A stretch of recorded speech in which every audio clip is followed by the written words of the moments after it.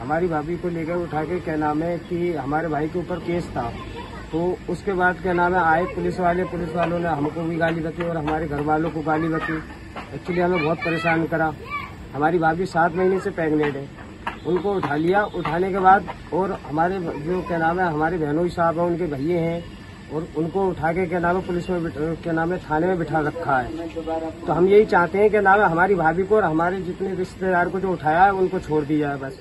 आसिया जो 7 महीने की गर्भवती महिला है, उस महिला को शाबाद के थाने में रात से पुलिस ने बिठा रखा है।